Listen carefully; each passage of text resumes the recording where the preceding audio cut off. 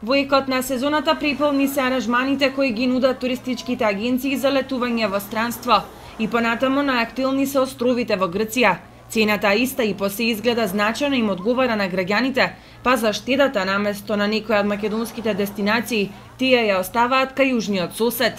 Од туристичката агенција Атом вела дека оваа сезона е една од подобрите во историјата на нивното работење. Оваа сезона поминавме добро, имаше интерес за летување. Повеќе барани дестинации беа Грција, Паралија, Олимпик бич и Халкидики и островите во Грција. Исто така беше заинтересираност голема и превоз за Бугарија. Луѓето си навоѓаат приватен смештај, а превозот го користеа од нашата агенција.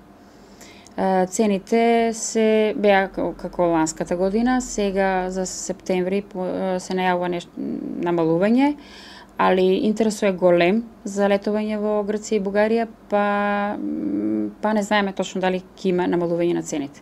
Сега моментално до 30 август е секаде полно, сите капацитети се исполнети, па од септември ќе видиме како ќе биде интерес. Дали ова е една од поуспешните летни сезони? Па може да се каже да. Можда затоа што аранжманите на еден начин беа ефтини за нашите луѓе, затоа што Грција и Бугарија е ефтина за нас. Актуелни ова лето се еднодневните екскурзии до поблиските релации како Паралија, Калитија и Олимпик бич.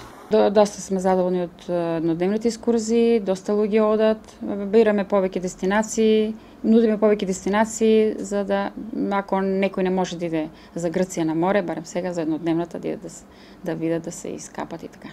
Кои најчесто места се најпосетени се Паралија и на Халкидики на првиот крак, Неа Флогита, Калитија.